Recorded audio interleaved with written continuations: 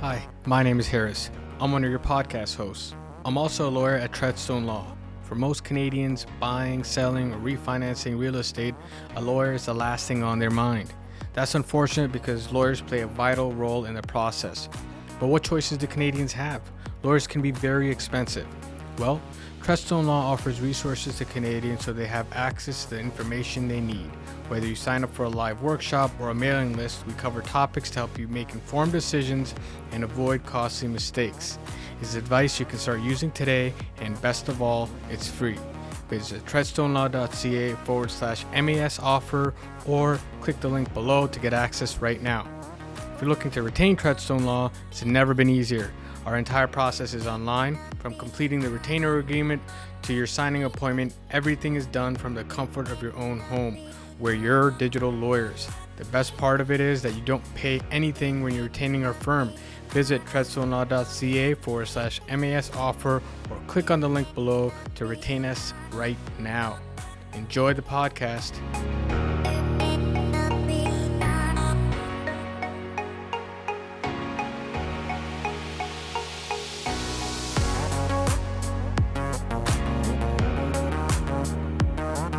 Episode of Hustle and Grit. Today, back on the podcast, I have Rob Townsley. Rob is a fantastic mortgage broker with Oriana Financial. Welcome to the podcast, Rob. Thanks, appreciate it. Great to be back on again, Harris. It's always a pleasure having you on. I know last time we spoke, market was very different. I think was very different and similar too. I mean, I think it was the end of last year. And we had a discussion, and it was the beginning of some unprecedented rate hikes. We thought that 2023 was going to be pauses. There was a head fake there. There was a bit of a pause, and then it started going back up again. And now we're kind of in a situation where I think that all Canadians have PTSD. They don't know what to do. There is some information on maybe things are going to come down. I mean, I saw, and you know this better than I would, I saw some accounts or at least articles where they're saying predictions are that we might go down as much as 275 basis points next year. Rates might start dropping in April. I mean, I heard this kind of song and dance earlier this year as well. So what's your opinion? Again, I'm starting off with the crystal ball questions. What's your opinion on where the market's kind of headed and what we should be doing as Canadians listening to all this information that's constantly telling us one thing or the other every single day? The news is kind of changing. So what's kind of your perspective on where the market's headed, what's happening, and how should we be digesting all of this? Well, I think half the problem is we keep digesting the market and keep looking at the daily news, and we shouldn't really be looking at that because how much of it's really accurate. Yeah.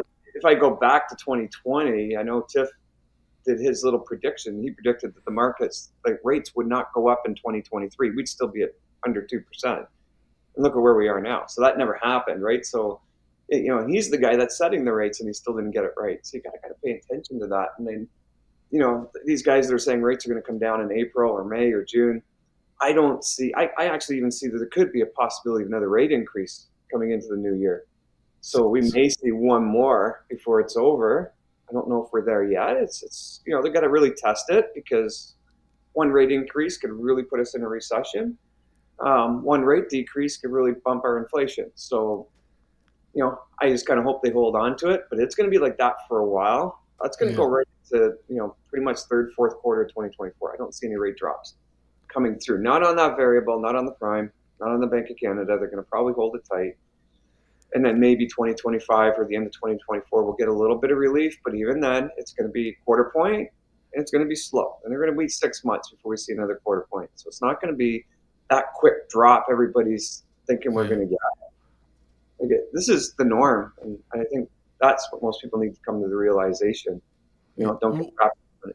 What makes you say that there's going to be another bump? So, and I say this as an outsider, even though our firm is in real estate law. I mean, we're looking at the tail end of what you guys are doing, and you guys are more on the economics and the finance side of it.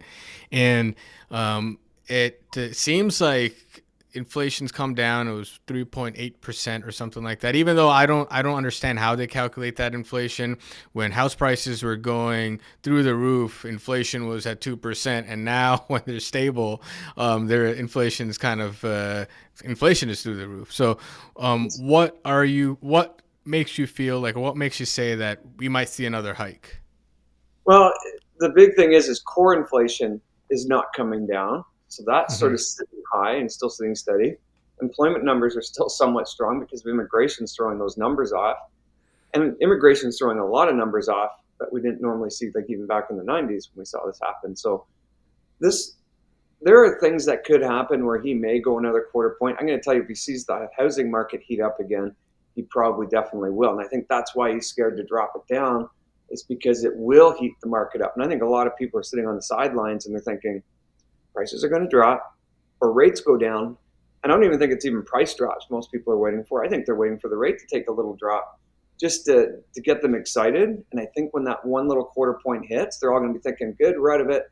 And then the market's going to hit back to inflation again. So that's the scary thing. I think he's looking at the same thing and doesn't want to do it too soon.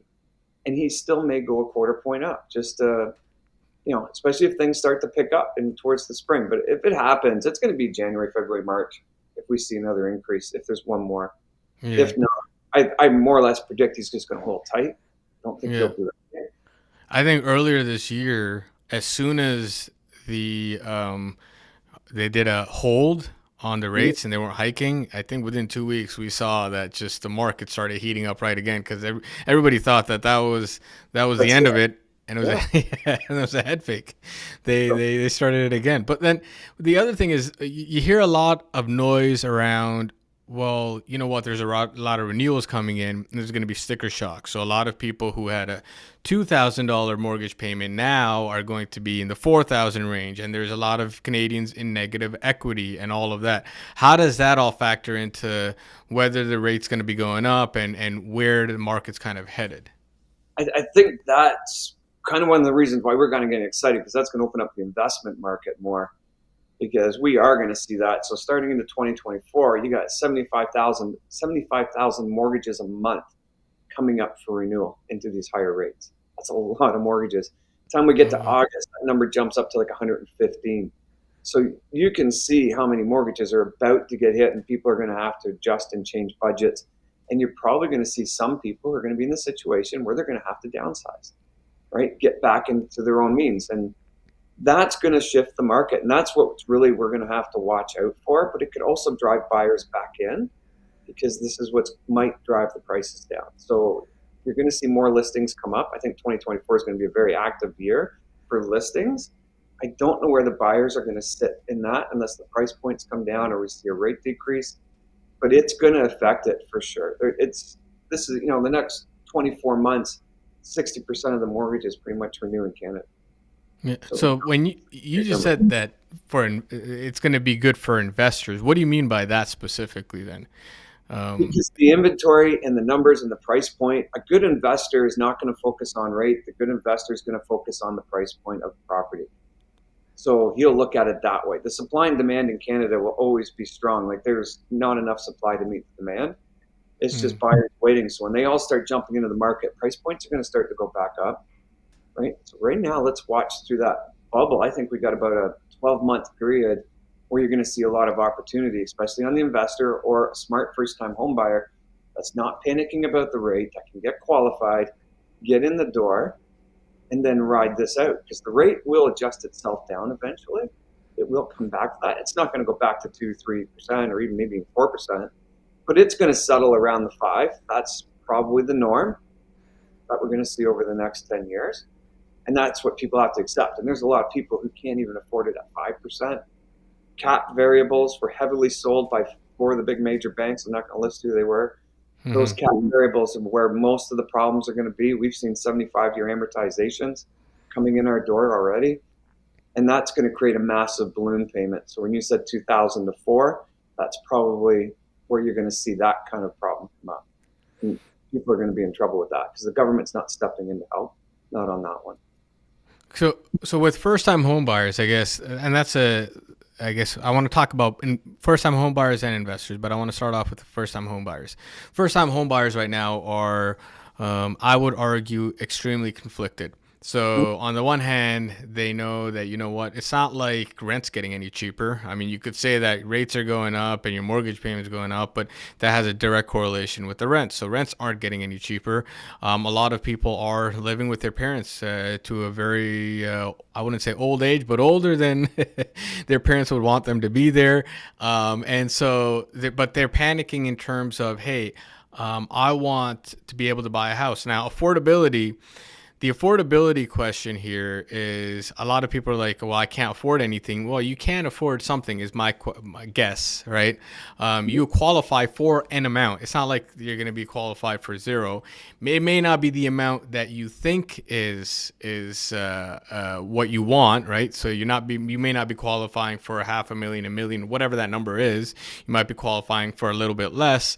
And so you're kind of wondering, you know what? With that amount, I don't know if I would be able to buy a house where I want to, in the city I want to, all of that stuff. The other side of that is, well, if the rates go down, prices are going to go up. So even if you get qualified for more, you're going to still be looking at the same neighborhoods. What's your advice to first-time home buyers? How should they be approaching this entire kind of model? Because a lot of the first-time home buyers don't know where to begin. They're getting a lot of information from a lot of different places, and they don't know how they should approach the market. So what would your suggestion be on how they should look into it, how they should look into buying in this market, where they should start, and kind of overall what's the strategy they should adopt?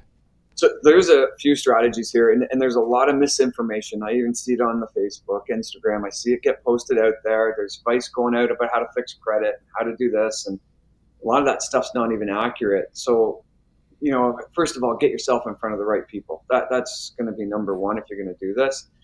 The other thing is, a first-time home buyer, it's not about the dream home when you start. It never is. Like it's about getting your foot in the door. So, if you live in GTA, Toronto, and you're trying to get in the door, you're not going to afford $1 million property.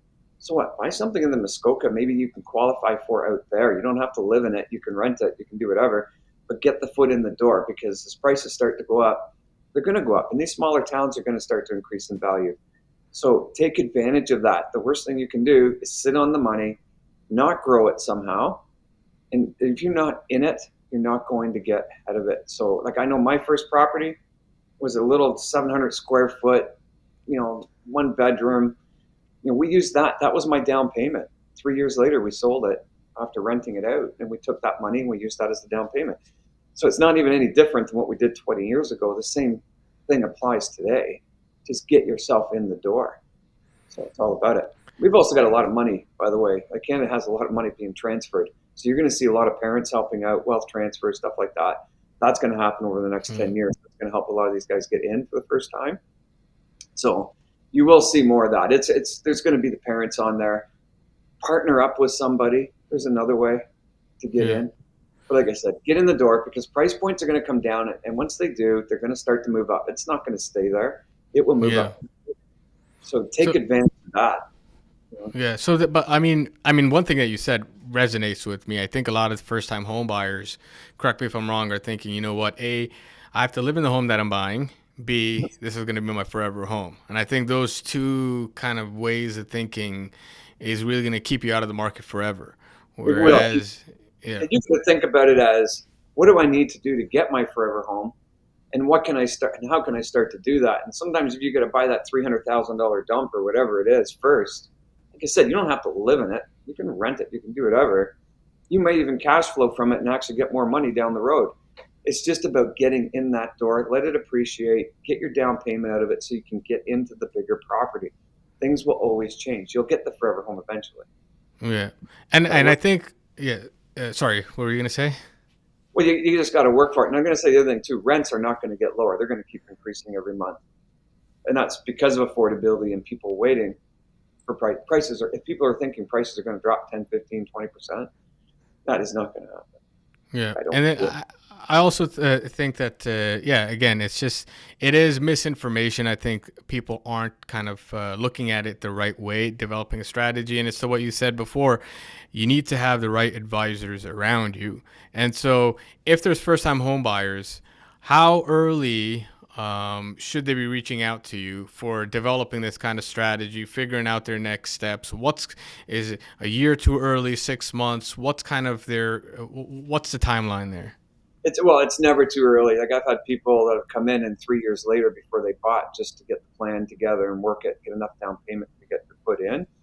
So sometimes that's the case, and sometimes I get them in here and they think they're a year away, and I find out they're ready to buy right away because they were misinformed. So they thought they couldn't do 5% down as an example. They needed 20. So that's not the case in all scenarios, and that's misinformation. So it's always good to get in, at least get that one sort of initial contact out of the way, set a bit of a plan. How can I do better? Maybe if I budget it a little bit better, what can I do? That will create the timeline, because I can usually create a timeline to when you could get in the market based on what you're doing. Mm. I'm working that through. And that's worth every penny just going through. You're paying for it, but it's worth every penny to do that. Yeah. Right? To get that For far. and for those listeners, I'm just doing a plug here. Depending on where you're listening, Rob's information is going to be below or on the side. If you do want to contact side that way, I don't know which side, but it's going to be it's here. So definitely there's a what I find people don't really kind of understand, especially first-time home buyers, is that a mortgage is not a mortgage. I think that if you kind of do research on your own, even with, again, myself, we're on the tail end of these transactions. There's new products coming along all the way. I don't know what is going on often enough and how to structure this. And there's several different lenders now, different types of lenders that weren't there 20, 30 years ago. And I feel like asking information from your parents is not the best idea, because a mortgage is no longer a mortgage. You really need somebody specialized who's kind of living, eating, breathing this stuff, so that they can figure out, hey, this it's like a good coach. So if you find a bad coach, no matter what sport you're starting, and I know this because I tried doing tennis and on my own, it was horrible. But when you get a good coach down, they know that you're leaning too far here, there, and they can save you months of headache, and not only headache, but they can they know right away how you need to move, and you're kind of further ahead. You're not kind of beating your head up against the wall, nor are you developing bad habits that in the long run are going to take longer to rectify than just starting off with a clean slate and getting the right information. Yeah, 100%. Like, it's that old saying, like you've got a plan. And if you don't, you fail to plan, and you made that mistake. And plan ahead. You're going to get there. That's really what it comes to. And, you got to sometimes lower those goals a little bit to get to the bigger one. It takes, small steps to get to the big step. Yeah. So it just takes a little bit more time, but do nothing and you're just going to be renting. Yeah. So now I want to move to the investor side of it. So in terms of investors, how has their strategy, or should their strategy be kind of changing from now to from 2 years ago? I know 2 years ago, I don't even know if you needed a strategy. I felt like the market was going up, and there was a lot of quote unquote investors who felt like, I buy a house, it increases. That's what investing is. And I feel like now there's a lot of rough truths, difficult truths that people have to kind of come to terms with and maybe realize that you're not as savvy of an investor as you thought you were, and you really need the right people on your side to be able to survive, to be able to grow, because in any market you can grow, you just need the right people there. So what's kind of the strategy change? What's the kind of perspective that you would give investors in this market? So, well, our strategy really hasn't changed. Like 2 years ago, people would come in and I'd even tell them, you're not prepared to buy, just because you have to have that cash flow. You have to have that equity. You have to be able to prepare for the rainy day. And then that rainy day came, and a lot of them are coming back now, and they're saying, okay, what do I do? I'm in trouble. Right? I'm financially in trouble. I'm getting drained by these rental properties. And, that's a hot market that everybody jumps into, and they're afraid they're going to miss a piece of the pie. So they get in, and now they're in a position where they might be forced to sell. That's going to affect the market in 2024, by the way. So we're seeing it now. We're seeing investors that are selling because they can't carry the property. They didn't do the cash flow sheets right. Listen to the wrong realtor. Sorry to say that. This comes back to those professionals again. And you want to make sure you keep that strategy in place. So it's about preparation, tax savings. There's a lot more to it. Get that education, and we do provide that education right when you come into us. And you want to make sure you do it right. You can grow a great portfolio doing it correctly. So like I said, our strategy hasn't changed. Now, I have told some of our investors to hold off until the new year, just mainly because I think the market's shifting, and we're going to see more opportunity coming into January, February, March, April.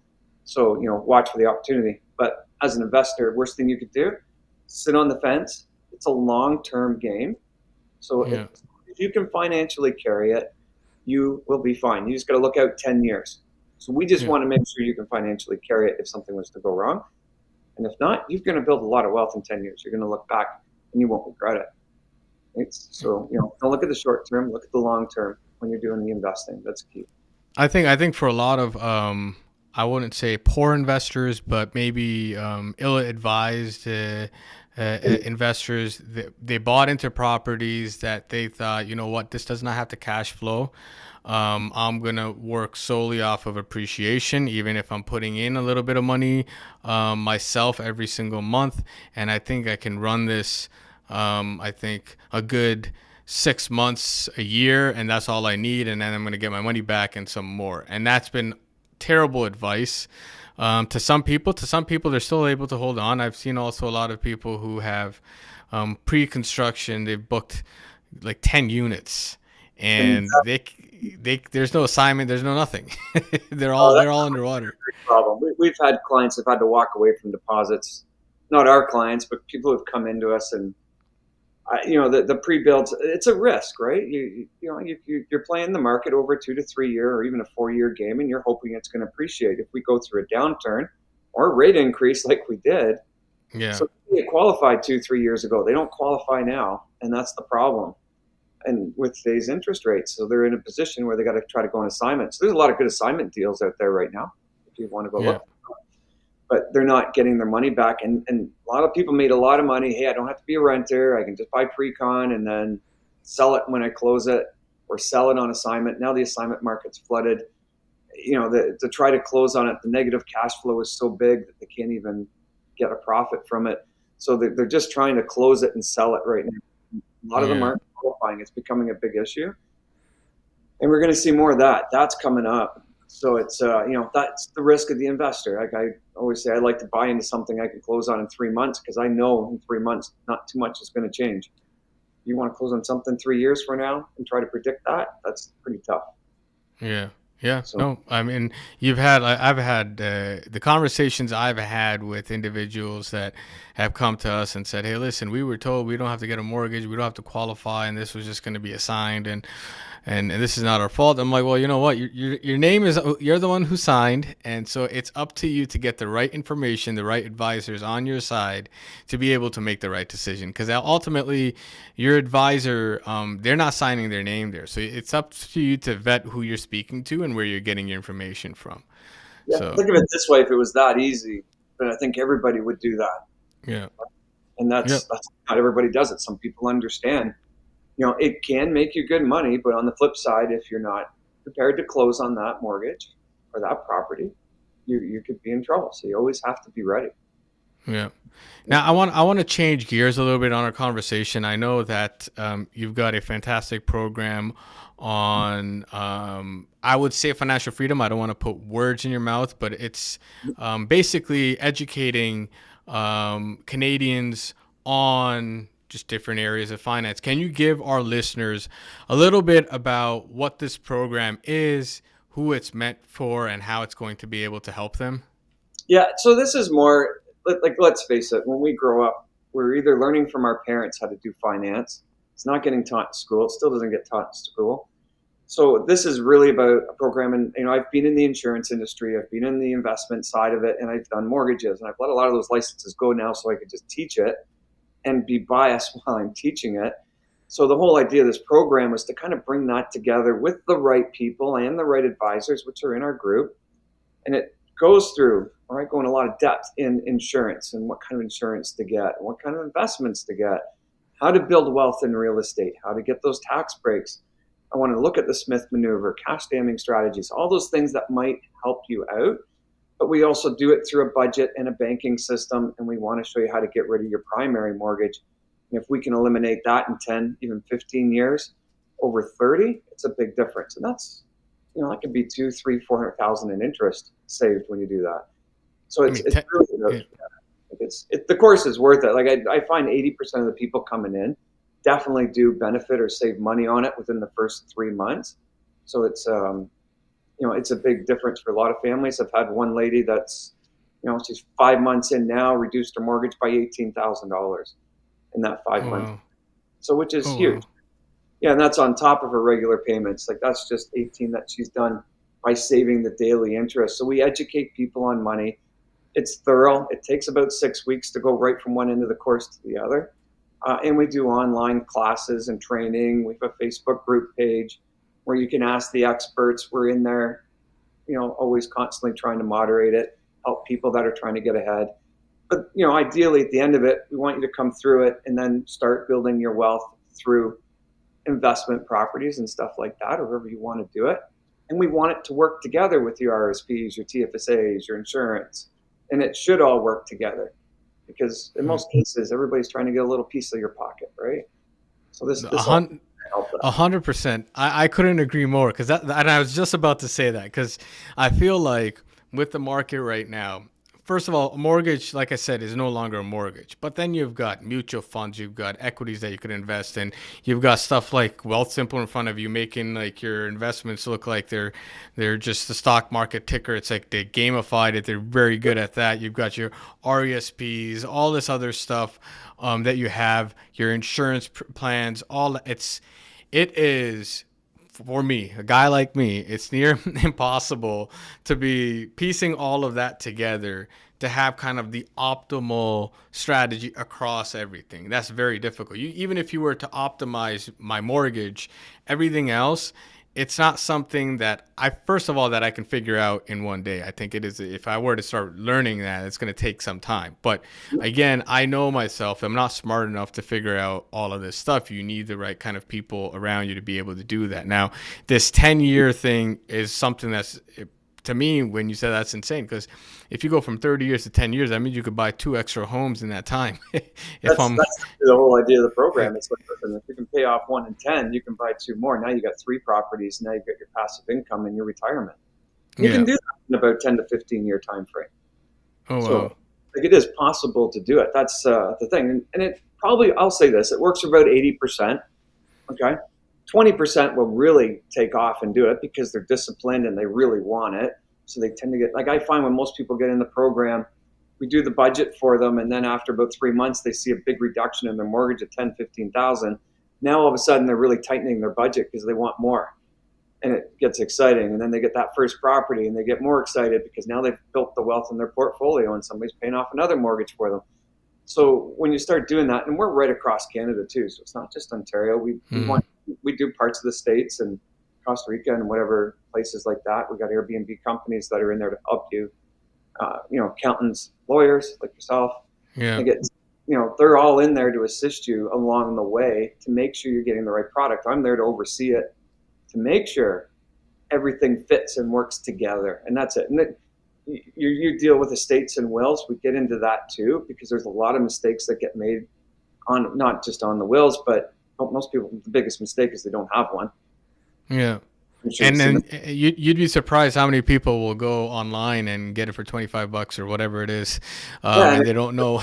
It's like it has nothing to do with their overall strategy. It's just a plug and play. And people are like, well, you know what? I have one, which does not help you. You got to really figure out, like you're saying, everything, not just one thing. Everything's got to be in there. A lot of people don't realize, like even the exit strategy of when you get to the end, when you want to retire, or get that passive income, how to do it. How do I avoid those taxes? How do I pay less? Or, if somebody's passed away, because we just did a class on tenants in common and joint tenancy and how different that is and how that can affect just even in the will, how you set that stuff up. But if you don't do it, you might do it at the lawyer when you do your mortgage. But if you don't do the will and fix it after, you're going to be in trouble. So it's a lot of things like that. And you don't want to retire at 65 and pay a gazillion in taxes because you didn't do something right in the very beginning. And I see that with a lot of investors making that mistake, and the money's going in the wrong umbrella. So it's a matter of correcting it and maximizing CRA, because CRA sucks everybody dry now. Yeah. We're probably sitting at about a 50%, 54% tax bracket. That's pretty much where most Canadians are now. Oh, wow. So when you start adding in the carbon tax and everything in, so, you think about that. If you got over 50% going there and you're sitting at 40% on shelter costs, you're living off 10% of your income, if you're lucky. And that's assuming the rate increase didn't eat that away. So, and that's where most Canadians are. So you've got to really be disciplined with your money and smart with it and moving forward if you really want it to work. Yeah. And I think it's more important now than ever before, because inflation is going through the roof. Products are complicated.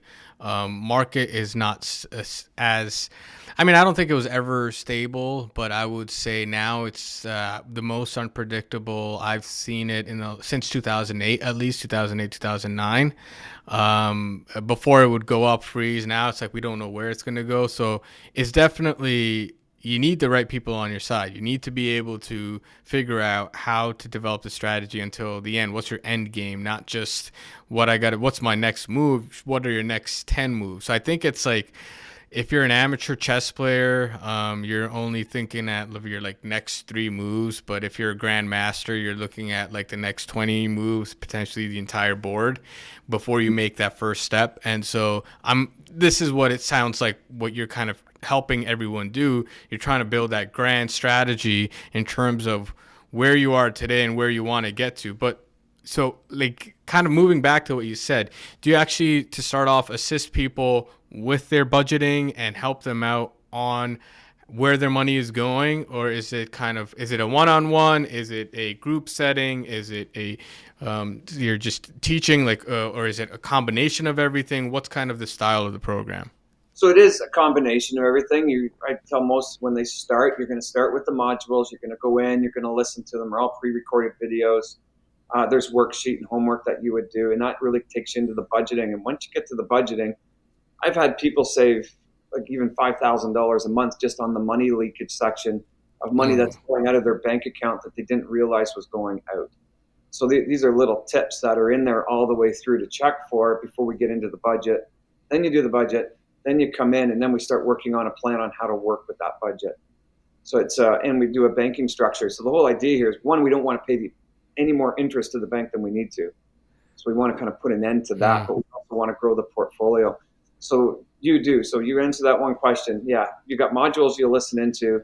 There's a group format that we do every Tuesday night. That's on at 7:30. So we teach a class on that every week, right through every day, unless it's a holiday. And then you also can book one-on-ones, and they're unlimited. So you get your one-on-one bookings to help you with the budget reviews, making sure you're on track, making sure that your net worth is increasing. And of course, then we have the team in front of us to, you need the investment property, we'll go find it for you, right? You need the mortgage, we do it for you. You need the realtor, the accountant, the lawyer, they're all there in place. And we try to have specials. We might have really good deals on a property that might come up. We'll post it on the group for an investor if anybody wants it on a first come. So are these not listed properties that are going on there? Are they special? Usually we grab it before it's listed if we can. If sometimes a special deal on a builder, because it could be an assignment deal that fell apart. The guy walked away. Now the builder's stuck with the property. He wants to get rid of it, and we normally get it for 100, 150K under list. So, we get first crack at it. So we see a few of those. Sometimes we just get an investor that's trying to offload and they need help because they can't. So if it's a good property, we'll take it and we'll offload it for them. Yeah. So that we get some opportunities that come in. I like to say they're far and few. Most of them you really need that realtor out looking for you. But those are some of the deals, and we're trying to work out deals with builders too, where we can get better pricing. So it's little things like that to get the investors growing. Just a perk of being part of it. I mean, it boils down to your network is your net worth. So I feel like this is really goes a long way with not just getting the information from professionals, but you're also around like-minded individuals that have the same perspective. And there's a study done where, I mean, this is more of a corporate study, but if you are sitting next to the highest performing person in your company, your performance goes up to like 25% or something like that. And if you're within 25 feet of the lowest performer, you actually go down 15%. So this is pretty much coming in and you're sitting with a high performer, and it's that perspective that you're constantly getting, and which people don't really understand until you're a part of it, that you're part of a group, a part of a community. Because I've seen your Facebook groups and all that stuff. It's very informative. There's a lot of people asking questions, and even if that question, my perspective is, it doesn't directly apply to me, I learned something from it. A, B, you start motivating yourself too to be like, okay, well, these are the questions other people are asking. What are the questions I should be asking, and what do I need to fix in order for me to be able to be as successful as a lot of the other individuals that are participating in this entire journey? So that's kind of, for me, this is basically, you're sitting next to a high performer and you need to be able to soak in as much as you can. That's kind of the perspective.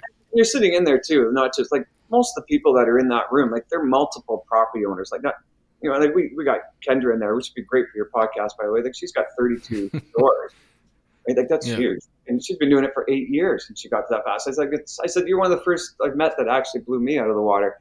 When I'm impressed, like how she did it so fast. Wow. 32 doors in 8 years. In 8 years, yeah. So, she did really well, but she put her mind to it and did it and grew her portfolio, right? So she wasn't afraid. That was the thing. And now she's got a great portfolio growing for her. And we've got a lot of examples like that, but you're going to be in the room with like-minded people that have done it, and they're no different. Right? They work in hospitals, they're teachers, they're, oil workers, whatever they are. They're everyday people that work hard for their money. And the big thing I try to want to get across is, another stat: 65% of Canadians retire with a mortgage. Right? You don't want to be that stat. Like, you really don't. And think about how your life could change if you didn't have to make a mortgage payment anymore. Like, even in 10 years from now, you didn't have to make a mortgage payment. That's 40% of your income coming back into your household. What do you want to do with it? You want to invest it? You want to travel? You want to invest it in RSPs? You can do whatever you want, but the thing is, that's a huge impact to somebody's money. Like, you just think about that alone. Like, you're making $10,000 net a month, $4,000 a month goes back into your pocket. Yeah. It's like a lottery win that you're not giving the bank anymore.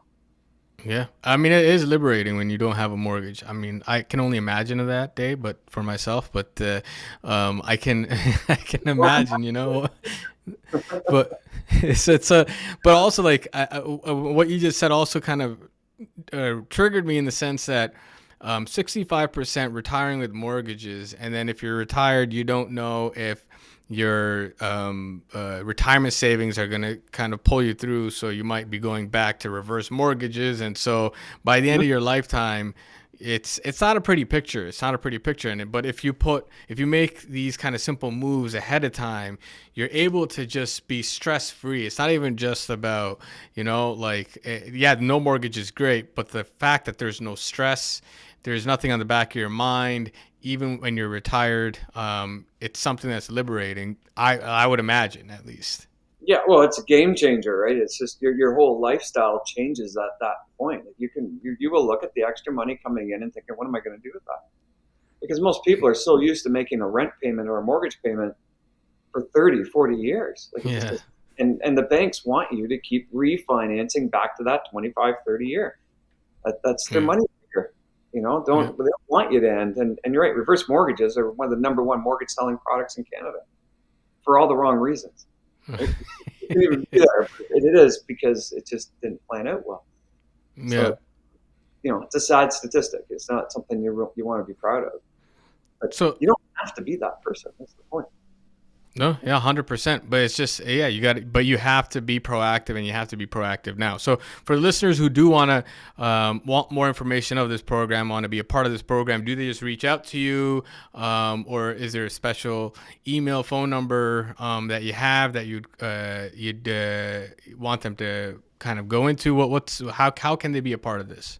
So we do run a webinar usually on Wednesdays. It's at 7:30 p.m. Eastern with a registration link at the end of it. So it is obviously you got to pay to come into the course. So I tell people that. It's Mm-hmm. not the price out yet because we are looking at maybe adjusting it into the new year because of the amount of people coming in. Okay. I do a lot of one-on-ones with everybody. So I try to make sure I try to keep that number under control. If not, I'll never sleep. Yeah. It's the number that comes in. And that's one of the reasons why we charge that fee, because I don't write up any of the business anymore. That's part of my teaching in the course. But you get in there, that's the best ways to get that webinar. So you can even, I'm sure you're going to put my email at the bottom or something like that, but you can always email me for the link for the Yeah. webinar or the link to join in. If you want to just jump right in, you can jump right into the course and we get you started and go from there. And we do give a money back guarantee with that too, by the way. So if I find after you've done the budget, it's not going to work for you, I'll let you know right away. So Okay. Well, I'm gonna definitely have your email address and your phone number below, so they reach out. I don't know if it's your personal phone number. Hopefully not. It's just your firm phone number. So I would have all that below. But you know what's funny? When people like, I know there's a lot of this stuff where it's like, it's free. Come on, join, whatever. Nothing is ever free. First of all, no, nothing's ever free. so I'm upfront about it. yeah. Listen, we get about 1,500 to 2,000 people a webinar coming in. Yeah. If I was to put that out for free, I guarantee probably 60, 70% of them would sign up. And how can I possibly do 1,300 people? Yeah. That's right. That's just insane. So that, But I want commitment, and if people are going to put the money yeah. up, I'll commit. And it's not a big fee either, by the way. Yeah. There's no, I mean, there's commitment, but there's also, I mean, when this is me, there's a saying, at least in the legal community, and I'm going to butcher this, but I really want to try to kind of get the effect across. But it's expensive lawyers cost a lot, cheap lawyers cost a fortune.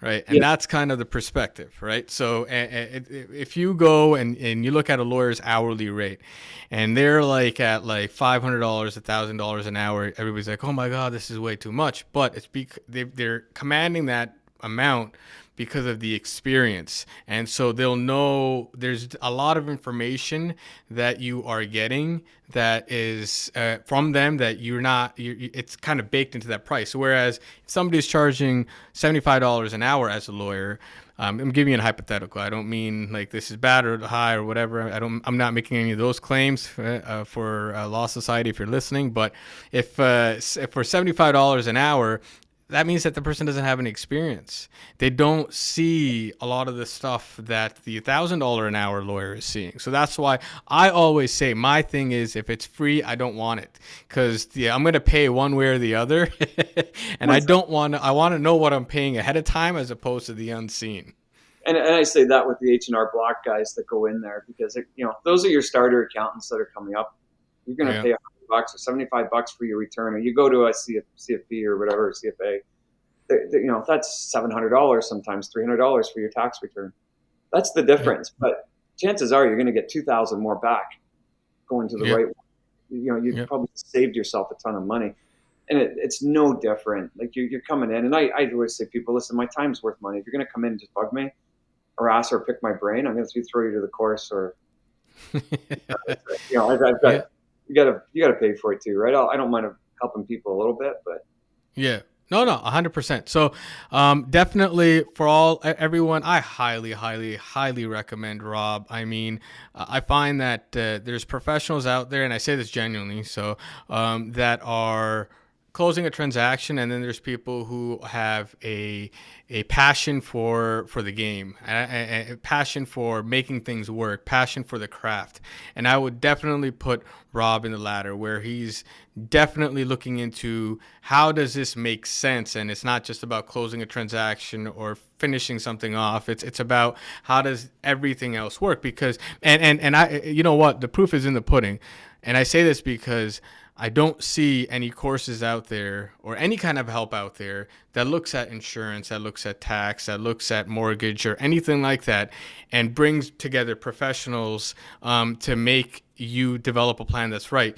And the reason I don't see that is because it's very difficult, because it's a lot of hard work, and a lot of that stuff it requires a lot of nights that you're working through, and you're trying to make sure that you get the right information across. There's a lot of stuff behind the scenes that people don't see, which is why a lot of people don't do it.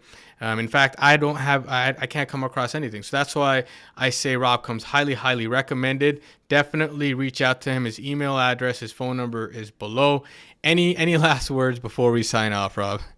No, no, that's great. I appreciate having me back out. Hopefully, we're back again in 6 months, and we'll see where the market is at that point, because it's going to be an interesting 2024. There's no question about that. I would love to have you on again. Thanks again for coming on. No problem.